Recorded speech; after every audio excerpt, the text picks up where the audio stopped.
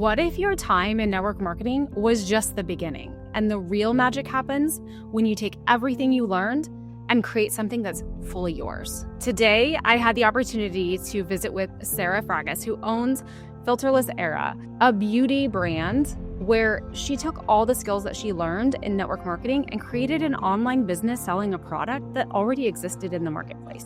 She utilized everything she learned to create short-form videos selling products online and has built the vast majority of her business on TikTok as well as Instagram. Could the skills you gained in network marketing be the foundation of your dream business? Oh my gosh, this is so freaking fun. It feels like a blast from the past. So I don't even know, what year did we meet? 2016, 15? I would say, yeah, 2015 is when I started with Thrive. So yeah. Wow. And you were so awesome in the business. You kind of came out of the gates flying, created a ton of success, and then got quiet. And I didn't know at the time about what was going on behind the scenes for you. Fast forward, you kind of, I don't want to say left, but obviously we're on a path that I didn't know a lot about. But I've seen you blow up on TikTok, especially. I'll never forget it when I saw you go over 100,000 followers on TikTok. And I thought, what is she doing? How do I get what she has? I never figured out. It was, but you were doing something totally different that at the time I thought, what is this? You were promoting products in the beauty space that are, I guess, let's first just talk just a little bit about the products that your business promotes, and then we're gonna go back. Yeah. So the products that my company makes is we have gua sha, facial cupping, basically any facial tool that you can use that's natural. So we're all about stimulating collagen production, lymphatic drainage, getting rid of facial tension. So essentially, you're giving yourself facials at home with gua sha. And that was kind of my claim to fame because, at the time, first of all, I didn't have a lot of money to go get facials and Botox if I even wanted to. And second of all, we were on the brink of COVID. And so I was just kind of looking online, trying to find something that I could do from home. And so I kind of took a leap of faith. I got a gua sha and I became completely obsessed. So that was just kind of the beginning of it. And then, after I got obsessed with gua sha and I saw results, I went on to the next thing, which was facial cupping, and then really just decided that, wow, like I need to show other women this because I know people felt like me, a busy mom who can't get out to get a facial, or even afford to go do that kind of stuff. So once I realized that there was such a need for it and it really delivered what it said it was going to do, I just went crazy. It was a passion project for sure. The passion project evolved and you saw a path to create an income with the products that you were loving. You had no idea that at this point you would be running a multi-million-dollar business.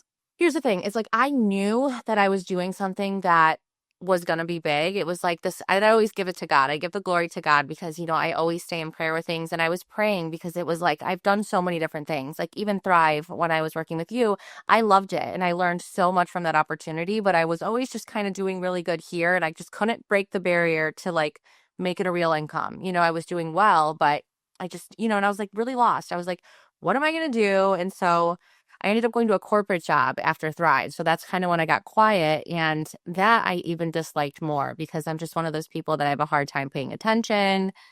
And I was like, okay, I guess I'm just going to be poor forever because I just don't know what I'm going to do. And so I just really turned to God during it. And he just kind of gave me this idea. I saw a video of a girl guashing online and it just stayed in my head. And so I kept doing it. And then I kept thinking like, God, is this for me? Should I do this? And he said yes. And I feel like I just had this huge confidence burst. And I posted a few videos on TikTok and they took off organically. Like there was really no rhyme or reason to anything I did. It just kind of naturally started blowing up. So before Thrive, your business background, did you go to college to run a business? No. So I met my ex-husband, John, right when I was 19 years old. So I wasn't going to college. I had kind of done community college here and there just to kind of, because I knew I needed to go to college. Like that was important to me. But every time I enrolled in community college, I just couldn't focus. Like, to be honest with you, I'm just somebody who has a hard time in the classroom. And paying attention. And so I just started kind of going out with my friends and having fun. And I met John that way and just kind of did odd jobs. I was a server, and I always had the idea that I would go back to college, but then, getting pregnant at 22 years old, I just kind of ended up being the housewife, but I always had little side jobs that I did on the side just so we could bring in more money. And it was just always odd little jobs. Like we ran an eBay business, we did storage units. And then I think when Leo was born, my second one, which is when I started Thrive, I just knew that like that wasn't going to sustain me. So that's when I really took a chance on network marketing with you guys. And then just kind of all those skills together, I feel like built me into where I am now. Yeah, I thought I saw an article that you were an interview, I should say, that you were a part Yeah. of where you talked about the different skill sets that you've gathered along the way through these different experiences. And I think everyone can benefit from a season in network marketing because it does teach you how to show up online. It does teach you how to not let the naysayers stop you, right? Or how to be consistent with social media. What other things do you feel that you learned from network marketing? To be confident, because I think at that time nobody gets picked on harder than network marketers when you're trying to show up, especially when I started joining. I know some of the girls who got in earlier, it was kind of like a new thing. I was kind of getting into it in the middle part of it. So there was so much ridicule. Like till this day, I even had family members who'd be like, oh my gosh, Sarah with another Thrive video. And you know what? I motivated a lot of people and I learned a lot. Like I learned what I always thought was really funny is that it was never my network of people supporting me. Like I would be going live and they were the people that I was the most embarrassed about seeing. Like I'm ready to hit the camera. My face is purple because I'm excited, but I'm embarrassed, and it's the people from your hometown or even family and family friends.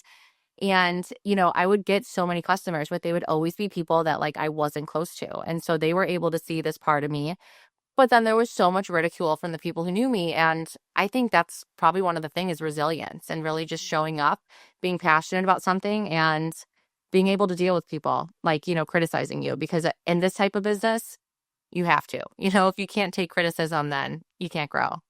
Yeah, it's a constant. Talk to me a little bit about where you were at. What drove you to go from that corporate job to back into I'm going to run a business? And you said you saw the woman with the gua sha and you thought about the business right from the get-go, like before you ordered the gua sha? Yeah, so I ordered it. And even at the time, I ended up getting like the cheapest squash out you could get because that's like literally how broke I was at the time. And I was like, oh, I just hope this is going to work. And I think I tried it first just to make sure. But I kept watching her videos and I was like, okay, I could make these videos. And I'm like, and I think women need to see more of this because I just really wanted, like, I felt like I was putting myself in my own shoes and I was trying to find somebody who was just like me and trying to help them because I felt so stuck.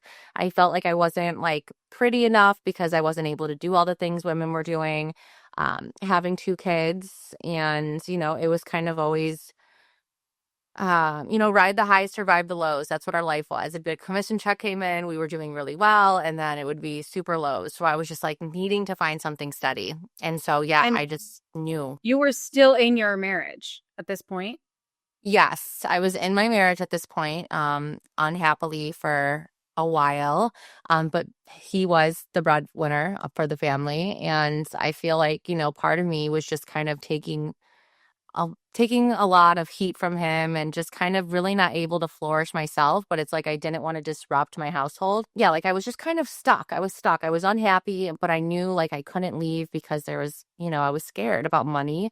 I knew that I was going to have to do it all on my own. And I had two little kids with me. So it was kind of just like I shrink wrapped myself and just kind of let myself be only as big as I was allowed to. But, The reason I'm made for more. yes, I'm made for more. And that's my whole life. Like even growing up, in high school, I'd have little entrepreneur projects and things. Like I was always really excited, but it was, you know, having kids so young at 22 and 24, no college degree, and really just kind of following in the footsteps of my ex-husband and really not having anything for myself or feeling like I was allowed to. It was horrible. Like it really was. It was kind of like either you do this or you're stuck forever. So did you see that as an opportunity to build a business that could get you out of the marriage? Directly honest, yes. I still remember to this day, I was outside and I remember we were bickering and it wasn't just him. Like we just, I think that when he met me, He wanted a more traditional marriage. And at that time, I was happy to accept that because I was like, oh, that sounds great. But then, as time goes on, I just felt like my soul wasn't, I wasn't really evolving into who I really wanted to be.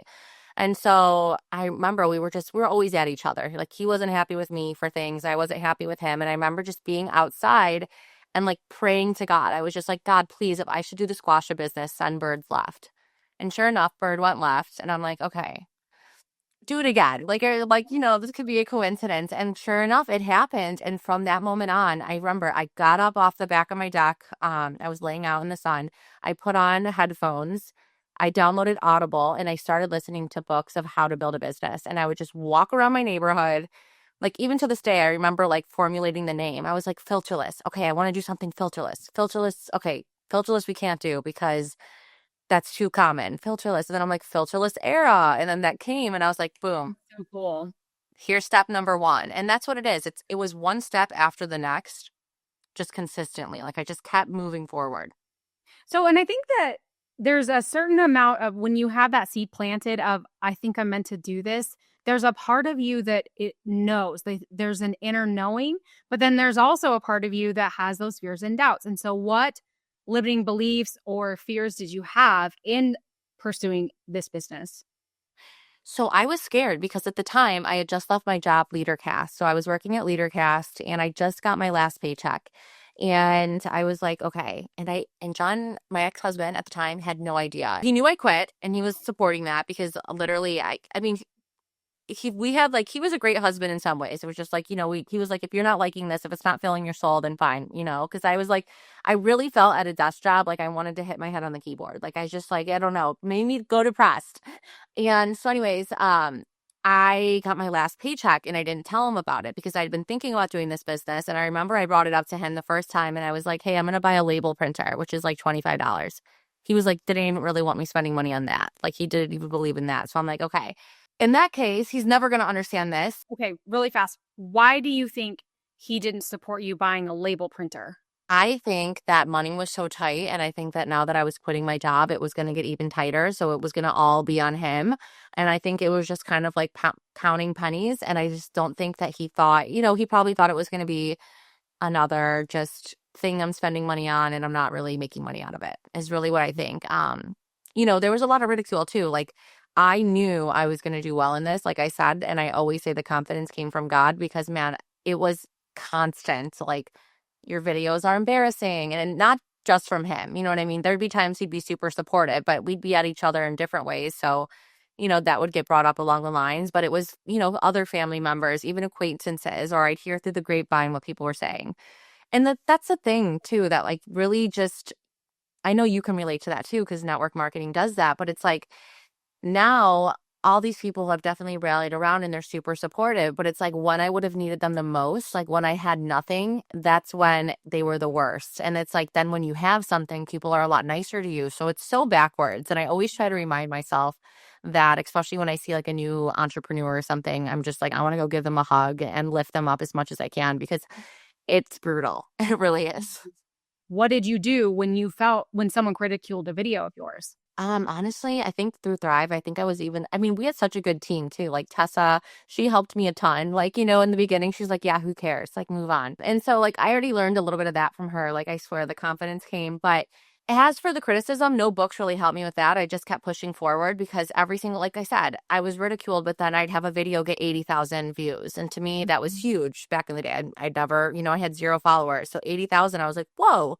Okay, and now I'm fueled again. And I remember I made my website, and I always say this, my website was so homegrown, like I don't even know if I would shop from it. Like I would probably think it was a scam because I just literally got on a website editor and did it so basic. I think my like MySpace days helped me. Any websites before this? No. It was like, I put my MySpace together when I was in middle school with like a background and stuff. So I'm like, it was like literally homegrown. Yeah, so launching your business, you had a $3,000 check that you used to invest into gua shas, Yeah, and you had to sell some of those gua shas just to get money to make the next move, right? exactly. And so back to what I was saying is that when I did do the gua shas, you're like, was there anything that like scared you about it? I knew that because I did the eBay, I'm like, worst case scenario, I can liquidate them for at cost. So I'm going to get my money back no matter what. So I always had some type of a backup plan. I'm like, okay, I'm going to secretly buy these gua shas. If I can't sell them, then we'll liquidate them and then, we'll move on to the next thing. But, every day I was getting 1 to 10 orders. I'd wake up in the morning and then, getting those orders was almost like a drug for me. It was like, got me going for the day. For the listener, 1 to 10 orders, what was the profit on that? So the gua shas were only $30. So I mean, I was getting like 300 a day, and I think it was like at a 50% markup. So it wasn't like huge, but I was still excited. And then, then I started thinking about adding more products because I did listen to one book that I absolutely love, and it's The Roadmap to a Million, by Ryan. I can't think of his last name right now. But he literally spells it out. And there was one equation that really stuck with me. And he's like, you need 5 products that sell 25 times a day, priced at $30. And then you have $1 million business in a year. So I was like, okay, my gua sha is $30. I need to sell 25 of those a day. That's my first goal. Once I got that to selling 25 times a day, then I went on to my King of Spades facial roller. That one was going because now I was doing videos with both of those. And then it was like, okay, I need a facial oil. And so I learned how to manufacture that. I learned how to find it. That one took a little longer because that was also just kind of a passion product, really finding that. And then that oil took off. It started being Amazon's bestseller. And I was like learning all this different stuff. So I'm like, everything was just a piece by piece. But like I was excited. You know what I mean? I was excited. I was doing the videos every day. I wasn't spending $1 on marketing. It was just me. For the listener that's maybe not sure what a gua sha is, I know what Yeah. it is. It's a maybe explain. It's a metal. I don't even know what the shape is. Yeah. So I have a ton right here, but if you're just listening, gua sha is basically a tool, and they come in different shapes, but the most traditional is going to be a heart shaped, and it helps you glide fluid and get rid of facial tension. So essentially what gua sha does, when they first started gua sha, they didn't do it for beauty. They actually did it because they said that you can address all your major organs of your body by applying pressure to the face. And so they said, when you have stagnation in the face, like right here is your stomach or your liver, wherever it is charted on your face, it would lead to diseases in the body. So, over 700 years ago, they started just kind of scraping at the face to loosen it out. And then after doing that, they were like, oh, less fluid in the face, less wrinkles, and it became a staple. So it's a tool to use. It's a facial tool, I guess, essentially. Would you say that your passion in this business is more rooted in helping women feel beautiful or helping women see that there's a path to abundance and living life on your terms? So with Filterless Era, it's where health and beauty combine. So I feel like my first initial, what I wanted women to do is it's a little bit of both. I wanted to feel pretty, and I had, I didn't have the means to do all the things that all my friends were doing, and I wanted to do all that stuff. And, even being on social media like we are when we were doing Thrive, it's like, you feel that pressure even more sometimes because you're on camera. And I wanted to help the woman who felt like me, who felt like she wasn't enough and she could build herself up. So I feel like now in my entrepreneurship, like my main focus is, yes, like I am very women focused. But a lot of that comes from my own personal pain and just not wanting other people to feel the struggle that I did. The other thing that I think is so interesting about running a business where you did not develop this product, you didn't design it. There's other companies. It's along the same lines as bread. There's a million options for bread. So Right. how do you have the belief that you could sell a product that other people also sold and dominate, but maybe not even dominate when you started? But I think a lot of people struggle with, well, if someone else is doing it, then I can't do that. Someone else is already doing that. Someone else already has. Yeah. Do you know what I mean?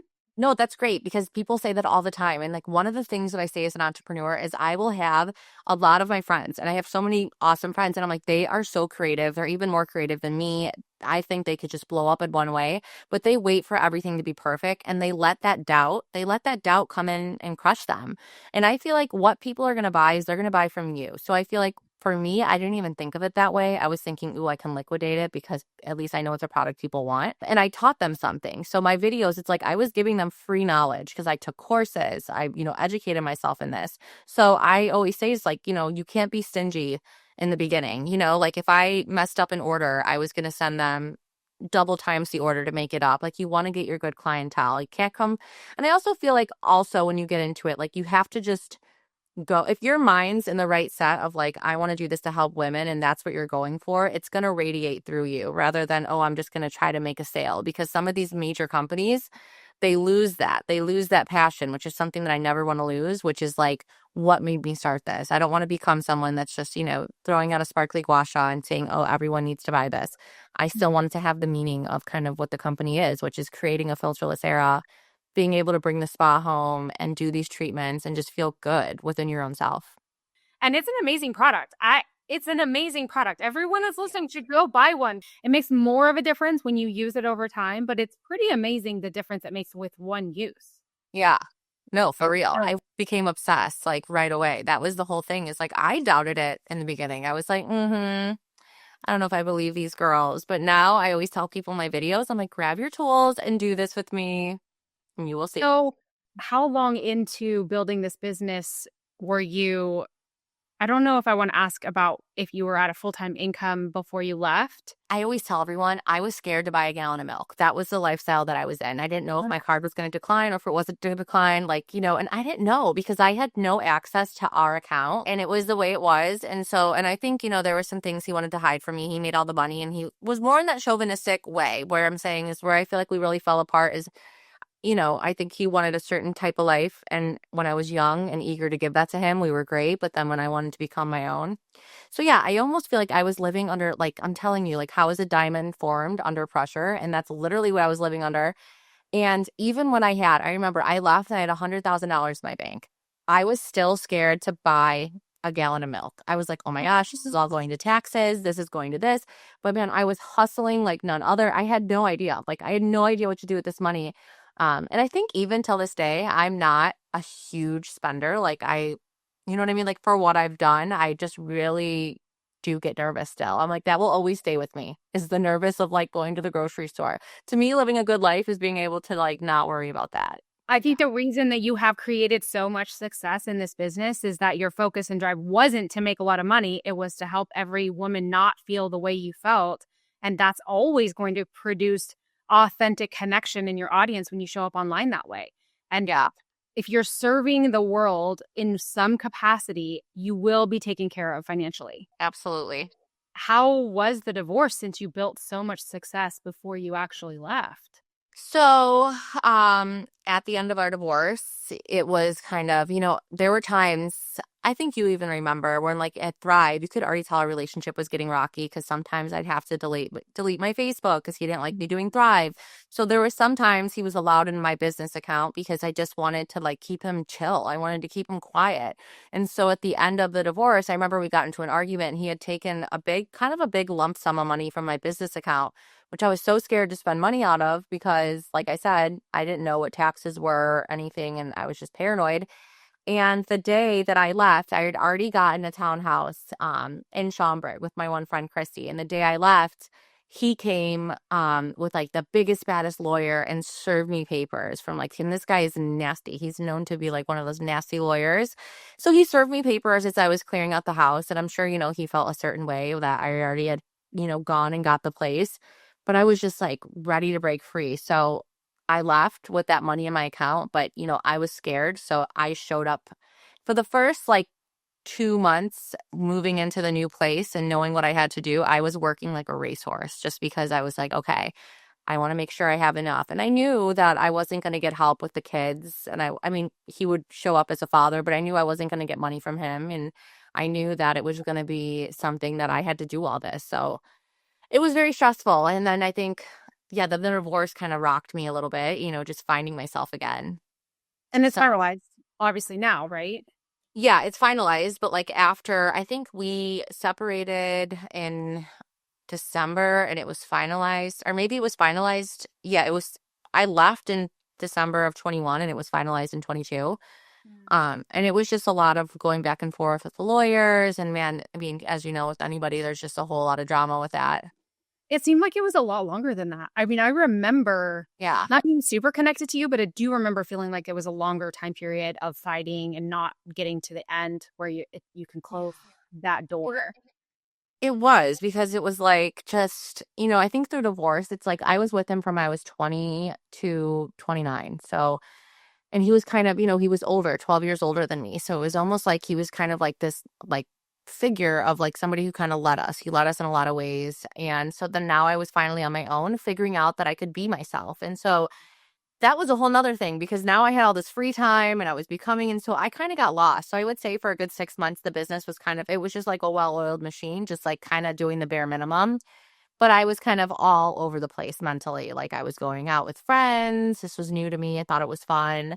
I was going to parties and then I'd come home and be super sad. And, it was just kind of like I was meeting a lot of people and not really focusing on the business. But, finally, I think when things calmed down, I found myself again. I did some therapy and, just kind of released some of that. I think I'll always have a little bit of that trauma that I went through, and I don't think you ever really get rid of it, but just kind of knowing how to like make yourself better and to feel better. And like I said, now I have another mission of like, I want women to, feel, I don't want, because I see a lot of women, like I see a lot of women going through what I went through, and I can spot it. I can be at the grocery store and I can tell if someone's feeling the way I felt. And I just, that's a whole nother passion product that I would love to help women with.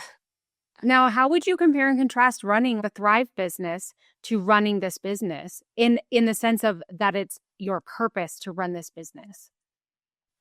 Yeah. So with Thrive, I loved the product. And I think one thing is that like I cannot sell anything I don't love. And I always tell people, if you're looking to start a business, the first thing you're going to want to do is find out what you're passionate about. So if you like yoga, then maybe you should sell yoga mats. And if you want to sell yoga mats, go research the best one and find out what people are complaining about and then fix it. You know what I mean? Like start there, start in that realm, because then you're going to build up. Because if you love something, then it's so much easier. So Thrive, I love the product. Guasha, I love the product. So I learned how to show up on camera from Thrive.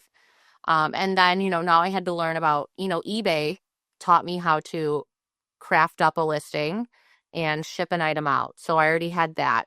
And that's another thing, is that I look and I think God, really did these building stones for me, because through that, when I was doing eBay, I was embarrassed of it. People weren't respecting that I did eBay. They were like, oh, that's cool.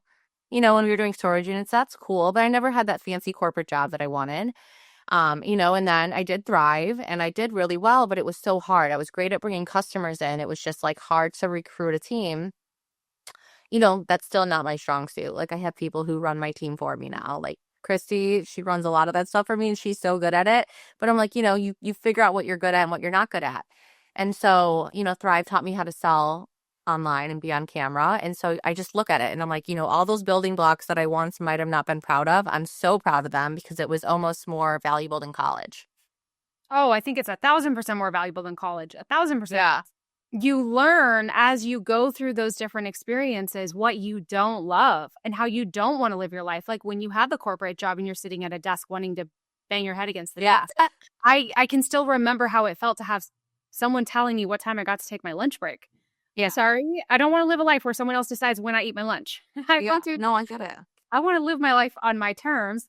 But I also feel that when you're doing something that you would do for free and you're showing up in the world to serve the world versus how you said earlier, you're just trying to sell something to make money, that feels differently. And I think a lot of people are in situations where they're just so focused on how do I just make money? How do I make money? How do I make money? Instead of how do I find a problem to solve? And what is the problem that I needed solved last year, 5 years ago? What ways can I serve the past version of myself? Yeah, no, I mean, that is completely spot on for me. Like, that's exactly how I ran this business, because I been in sales jobs too when I was like, had to sell, something with financial advisors. Like I was doing something in that I was not passionate about it and I barely understood it. And so, yeah, it was like, I was depressed. I think, that's one of the biggest things that I think even till this day, in my marriage, is I think he was really unhappy in the job he was doing to try to support our family. And I didn't like what I was doing. So I think, right there is, I feel like, was a huge reason why it didn't work. You know what I mean? Because it's like, that is such a big part of your life, is like what you do. So like, it's now I can see it more, but I'm like, we were both so unhappy in what we were doing. It was like just trying to make money. And so when this came about, I loved it and I was passionate about it. And yeah, I think everyone, whatever you're passionate about, I think you should go for it. And I think that, don't be overwhelmed. I think that's another thing too, is that women or anyone who's starting a business, you get overwhelmed that everything has to be perfect. And I want to tell everyone, when I first started selling guashas, they were in yellow bubble mailers from the Dollar Tree, wrapped in bubble wrap with a instructions that I made on like pic collage, printed them out on regular paper, and then I swear I would write handwritten notes to everyone. Like my hand would hurt, and people would be like, "Whoa, like that was so nice of you." But I was like so excited that somebody just trusted me, and so some people would never send out a product. I always say it's not like you're like Paris Hilton starting a company where you have all this money to throw into it. So you're going to have the cute pink packaging and everything perfect. No, I had nothing. And I didn't spend money on things that I didn't need. I was super bare bones. And when I could finally pay for packaging, it was like incredible. That was like such a milestone for me. I think that there's a lot of women, though, that think there's a lot more to running a business, that they need to know a lot more. They need to have a lot more lined out, and they don't see the process as an evolution and rolling your income back into the next phase and just doing what you can when you can. Yeah. What would you say to the woman that wants to maybe start a business like this? Where should she learn or start learning about? You said you listened to several books on how to run a business. Was there any others besides the one that you already mentioned? No, honestly, no. After that, it gave me a task. It gave me, you know what? I'm launching my book, which is coming out, and I'm literally giving the exact formula of what I use. I'm even quoting things that I've learned, but it literally talks about how I started from rock bottom. And then at the end of the book, it basically gives you these bonus worksheets. And so it will say, okay, what are you passionate about? Then you fill that in. And then it says like, name 3 products that fit into that category. Okay, now I want you to go research it and go find the best one on the market, but I want you to look at the bad reviews. What's the common denominator? Okay, and then it's going to take you through it. So if you want to start a business, my biggest thing is just every single day do one other thing. Lay it out there. Okay, today is going to be figuring out the name of my brand. Here's going to be the first product. And you don't even need to know the product. You just need to know what you want to serve. Now, when does your book launch? May. It's going to be in May. We thought it was going to be April, but I think it's going to be May. It's already written. We're just making sure that it is, all together, and it's going through editing a couple times just to make sure that we didn't forget punctuation. What is it called? It's called The Last Paycheck. The Last Paycheck. Oh, that's Yes. awesome. So it's your story as well as structured advice on how to do what you've done. Yes. So it's basically going to talk about like a lot of the struggles I went through, even early on in my life. Like, there was just some traumatic things that I dealt with. And then it kind of just shows like right after I talk about the traumatic things, it will just be like the learning points after it. What kinds of things in childhood? So maybe like in my teen years, I, started kind of partying a little more, going downtown. And I remember and I always say God showed up for me because at a young age, I gave my life to him, but, I'd fall off and I was partying. And I remember I really wanted the stick shift Eclipse at the time. Okay. I didn't want stick shift. No, that's what I got. I got a stick shift. I did not want stick shift, but I got a Mitsubishi Eclipse and I begged for it. And my parents didn't even let me get my license till I was 18 because I was kind of in that party girl era. And I think they just kind of saw the silver lining if I did. So I finally got it. And I remember me and my friends, 6 of us in a car that fit 5, drove downtown. And, we went to a bar. And I remember a couple times throughout the night, and this is like when I was 19, I had a fake ID at the time. Through a couple times throughout the night, people were like, you shouldn't be driving. Like, so many clear signs. And on the way home, I drove and I got in an accident and my car was in flames on 90. Oh, So I had my car, I think, for like a whole 80 days and it was on flames on the news. It was a crazy, crazy thing. And then, just having to, after that, it was like my parents lost all the trust. I was stuck at home, super depressed, still kind of just like wanting to go out and party because I was like so depressed into where I was, I feel like. But then, shortly after that, I ended up meeting John. And I feel like that also kind of put me into wanting to be with someone who I felt like could fix my problems, could get me out of my house, could. And so it was just kind of, all these struggles that we went through. And then, all the struggles with him, there was different, I feel like every couple years, there was like something big that we were dealing with that I think women can relate to. So that will be in the book as well.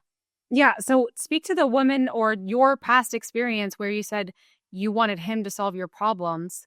How did you realize that it was time for you to solve your problems? So I wanted him to solve my problems because at the time I was working like at Chili's actually. And I always say Chili's is one of my favorite jobs. It was just like so fun with everyone who was there. But I wasn't making that much money. And when me and him got together, finally he was like, "Well, you really don't have, you don't have to work. I'll just take care of us." Even though we were still broke, I should have worked, but he probably just wanted me to be at home with him and not out with anyone else. It was kind of like that. But yeah, I looked at it like, wow, we can get an apartment. I can get away. He's From your done this parents. before. Yeah, from my parents. He's been successful before. He's had, he's done all these things and is going to teach me all these things. And so I went under that and it was fun and it was good for a while until then it's like, I had my own instincts that were coming into play because I was becoming a healthier, better version of me. So it was like how I wanted to pay bills was different than how he did. How I wanted to stay on top of stuff. It's like my instincts, I felt like were smarter, but I couldn't say anything because, you know, don't bite the hand that feeds you. And then I think it's just like as time went on, it was like losing myself more and more. It was like kind of like I wasn't able to live with integrity the way I wanted to because it was like who was controlling me had a bigger opinion and he was the moneymaker. So it was just kind of like I had to sit back and see things that I didn't like, but I just kind of would go with it because what else are you going to do? So did you go through therapy through that season or later on? No. No, I remember like we were getting in arguments and if he was like, you need therapy. And I went to therapy and they were like, actually, it seems like maybe he needs to be here. And I was like, and I was really like, I mean, I think you remember me during that period of time a little bit. You kind of saw the battered housewife situation. Like I was just kind of always very nervous of like, I didn't want to make anything wrong. And Mhm. no, I wasn't in therapy. It was just kind of like, I got to the point where like I just kind of played it off like, no, nothing's wrong. Like I was great at acting like everything was perfect. I mean, even my Thrive videos, like I showed up like everything was wonderful, and it's like I really learned how to like put a facade on, um, which I think I almost believed my facade for a while. Like I knew deep down I was sad, but it was like if I could just have one good day, then I would think everything was solved, and then the next day it'd be bad again. Was it a rut because of your relationship or more just because you weren't doing anything that felt fulfilling? Both. So it was like, I wasn't doing anything that felt fulfilling. I wanted more out of life. I felt like he felt pressure because I wanted more and he was already doing everything he could do. And he didn't want to take my advice on anything. And then even when I would try to grow in some ways, I felt like it maybe threatened him because it was so public.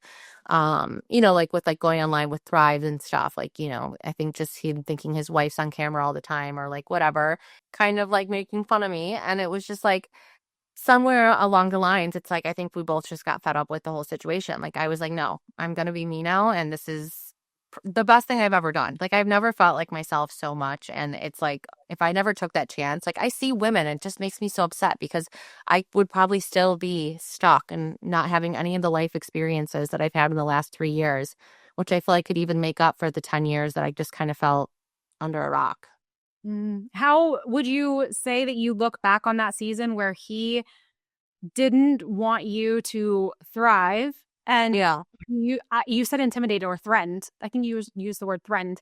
I really believe that men feel threatened by women being successful because they may leave. You might if you become successful, you might leave me. You might not need me anymore. You know what? That probably was. That probably was. And I was so sold out for him. Like that would have never happened. But it was like, then it just got so mean and ugly. And I was just like, every day was like, there was just always something. And it wasn't just on him. You know what I mean? Like my fuse was short. His was short. We were trying to run a household. And like I said, it was always pretending like we had more than we did. We were always kind of like on the brink of struggling. Sometimes we did great. Like I said, it was sink or swim. And yeah, I think he was scared I was going to leave, but like, I think so many times I never did. So he never thought it was really going to happen. And so I think it just kind of got nastier and nastier. And finally, I mean, I'm so proud of myself for taking that step because I can see how easy it is to not because it's scary. I mean, I wanted to leave for 5 years and I didn't until 9 years. I wanted to leave at 5 years, but it took till 9. What would you say to the woman that is in that place that you were at that is wanting a change? How do you find yourself and find the courage to be yourself? you're worthy. You have to remember you're worthy and, find somebody you can lean on. Like, just find good friends. If you have a family member, there will be somebody. And even if you have to go to a support group and meet someone, like, there's going to be someone who would help you. Like, you're looking at me right now. If I got in touch with some of these people, I'd want to help them. And Kendra, I feel like you'd want to help them if you met somebody in that place. It's just, you will have people. And a lot of times when you're in these kind of toxic relationships, it's like, they make you so, like, they beat you down. They beat you down. So if you can get over that, turn to God and just kind of keep your confidence up, I think you can do anything. Because, I mean, I grew $1 million business in a year from zero, bad credit and zero. So anyone can do it. It's so insane. Like I said, I remember you blowing up and being so proud of you and so in awe. I still, and like, I know someone that did that. That's so crazy. It's so cool because you're not to, I mean, you're an amazing woman. And I know you would have had a lot more success and thrive had you Yeah. had better support because you are an amazing woman and you have a good heart and you care about people. But it's just interesting how we can be throttled or feel that there's something wrong with us for being driven and wanting to pursue more and wanting to step into what we may be able to create. That's so true. And it's so sad. And like I said before, it's like people are so mean to you when you have nothing. And then when you finally like get on the other side of it, then it's a whole different ballpark. People are so nice. I always say, like, it's funny because it's like now everyone's like, oh yeah, look, you did it. So now I think it's great. And I think what you did is awesome because you did it. But you know what I mean? But when you're doing it, they're like, you're not going to do it. You're not going to do it. Yeah. And so, yeah, I mean, I remember Thrive. I probably would have been more successful had I not had to delete my Facebook every other day. It was like, it got that toxic in my relationship. He would delete it. We had to have a shared account. I mean, it was brutal. And you were just online trying to connect with people to sell products and to make a difference. Yeah. And yeah, that's hard. I'm so like strong and independent now. It's like, oh, I have no fuse for anyone telling me what to do after that. So, with your future plans, you're launching a new business. So I have a nutritional line coming out. It's called Viva La Vita. And it is going to be nutrition for women that really, it's like we're health and beauty combined. So it's going to be a lot of vitamins that are going to be good for your hair, your skin, your gut health, cellular aging, things like that. So it's really in the glam, I guess it's like glam vitamins is what I would like to call it. So that's coming out very shortly. I can't wait. Do you have a date? We don't have a date yet, but we're doing a huge photo shoot this weekend in Chicago, like huge. It's going to be the one of the season. And I'm assuming, I want to say May as well. We're shooting for April, maybe April, because the team I'm working with is incredible. And I'm not doing this one on my own this time. So maybe April. I want to get it out there because I love it. How did you go about finding a team? So they actually found me. So I'm actually partnering with somebody on this. So it's going to be there's two of us. And so he's ran businesses before and he is very knowledgeable in that sector. I've ran businesses before. So we really just connected and I knew what I wanted to bring for people because I'm somebody who has like a crazy health and wellness plan. Like I like to stay on top of trends. I like to try everything. I educate myself a lot. And so I kind of find the gaps of like what I would like in a product that would, make my life a lot easier. And so he was able to help me in the lab and create it. And so he has a whole team who like is helping me on the back end. Like I don't have to do the shipping anymore. I don't, like what I did with Filterless Era, like a lot of that stuff's off my plate. So it's much easier for me to focus on, the important tasks, like which I feel like we were talking about earlier, like even with you, it's like when you finally have someone who's doing the stuff that you used to do, you can grow and get better. So that's been cool. Yeah, it's so important to focus on the things that you are good at and hire out as much as you can the things that you aren't good at.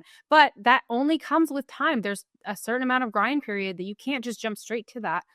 Oh, yeah, no, I did everything for 2 years and I was driving to the post office. I didn't have a warehouse.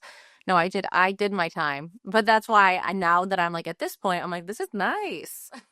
This is a lot easier. Did you ever see people running businesses like this when you were growing up? No. This is the other thing too, is like, how do you eat an elephant one bite at a time? You don't need to know everything. You're going to know the general basics, which is going to be, okay, I need a website, which you can get one easily on Shopify or Wix. It's very starter friendly. Like, it's super easy. Watch a YouTube video, you can figure it out. Then you figure out how to manufacture your products. There's so many different manufacturers you can go from. You can just Google it and find ones that you trust. And those are the little things. And I think what comes with time is trial and error. I've had times where I realized I needed to hire somebody to write my emails because I shoot my gun before I aim it. And so I would get typos and things. And to me, I'm one of those people that like, oh, that's not a big deal. But there's people who are like really are crazy about grammar and it bothers them. And so I learned, after somebody responded to me, they were like, okay, you had a few typos in this email, blah, blah, unprofessional. And you just learn how to handle it. I think my response to her was, hey, in a world of AI, at least a human did this. Like I was just like, Okay. I was like, and then she ended up being really, really nice. And we ended up having a conversation and she bought stuff anyways. But I'm like, you just learn. You learn as you go. You know what I mean? I'm like, okay, maybe this task I shouldn't do. So now I have somebody who does my emails for me because that's not my strong suit, but you learn because I did it all. Yeah, I think the manufacturing side of things through our mutual friend Tessa, learning about that process and how much easier it actually is. I had Yeah. no idea. Anyone can contact a manufacturing company and have them make a product they're already making for some other company, but with your brand or your logo or your style. It's so much easier than I would have ever imagined. I think anything is so much easier than you think too. And like this is even something that's totally unrelated, but I was looking into buying a boat this summer. And so, everybody always says, oh my gosh, they scare you. I almost feel like, because it's like now I actually did the numbers and I figured out like what it's going to cost. And I'm like, oh my gosh, this is affordable. Like, it's just like, I feel like everybody has these pre-thought opinions on things. And half the time people are just repeating what they've heard over the years Oh, without the knowledge. It's like once you dig into something, it's much easier than it seems. well, there's so many people that did not pursue something that they wanted to because of the belief that they chose to believe about how it's hard.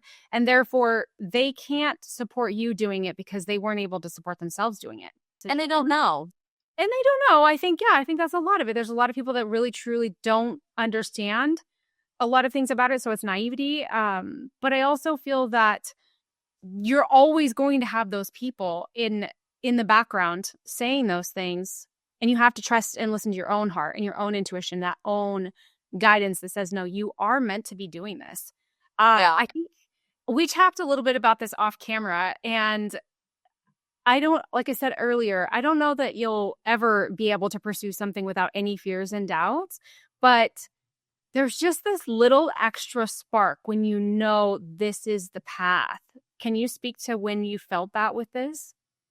Yeah. So I knew like I remember the minute that I saw the bird fly left, and I was sitting there and I started walking around, I knew it was going to work because, people like were getting annoyed. Even my friends, like I wasn't answering their calls. I was running around. They're like, okay, have fun with your business. And, at the time in my marriage, I was like, do you really, you're taking time away from the kids. Do you really feel like this is going to be something, blah, blah, blah. I was making my website, like they were all in the pool jumping around and I'm like learning how to do the website. Like I remember the days. I can visibly remember this. And I remember they would say all this stuff and I was just like, oh my gosh, they have no idea. This is going to work. Like I had so much confidence and it wasn't from me. That's why I say it's from God. Like I just was so aligned. Like I knew it. And then I posted the first video, which even my videos now, if you go down to my Filterless Era videos, the beginning ones, they're cringy. Like they are not good videos, but for some reason they took off. They were, I wasn't even like holding the tool exactly how you should. I was so nervous, like shaking. I think it was like halfway, like doing it wrong, even though I knew how to do it right, but like they still took off. And once I saw that, it was like an addiction because it was like, okay, it's working. Were there I any get a sale. were there any paths or businesses that you wanted to run or started to run that didn't feel the same and also didn't lead to anything? You know what? Not really, because I really, well, when I was younger, actually in high school, I remember like I wanted to make these pants called hot hips. We all used to wear these like Victoria's Secret pants and they would have like the fold over, you know what I'm talking about? Like Oh, you yeah. fold them over. Mhm. And I was like, okay, well, I think we should make these bands that are interchangeable. So you buy one pair of pants, but you can interchange the flip over. So I'm like, so then if you don't have, you can always have a different pair and you have to rewear. You rewear the bottoms, but you have these new tops. I remember I was so excited about it. I was like calling a patent lawyer, like thinking like, I need to patent this right now. This is so cool. He's like, pump the brakes, get some sales, then call me. And, that was when I was really young and I couldn't even think about how I was going to get that started. But you I always like wanted to bring something to the table. I was super loving Thrive. Like when I did Thrive, I absolutely loved it. The problem there was just, being able to recruit a team. And the tumultuous situation I was dealing with at home. So it was like I've always done stuff that I really was passionate about. I will say that. And I'm like, I even to this day, like I used to do lives on TikTok. People would always say you can read on your face your emotion. Like they could read if someone said something mean to me, they could see if I felt hurt, if someone excited me.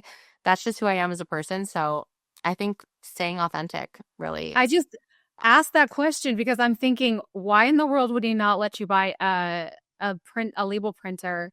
Like, did you try 5 other businesses that weren't successful?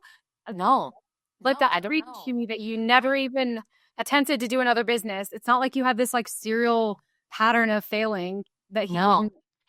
I think he wanted the money. I don't know. We were so tight on money and like, I don't even know. I don't even know because I didn't have access to the accounts. I don't know what was going on. I just knew that if I wanted a gallon of milk, I had to like make sure that we had enough in there. It was, oh, the stress. And like, I worked really hard no matter what I was doing. So like, he would be the one going to work and everything. But like, I did eBay behind the scenes. I did all this stuff behind the scenes, but it was never recognized. Like, what I did was never recognized. I just had to play like I was a stay-at-home housewife.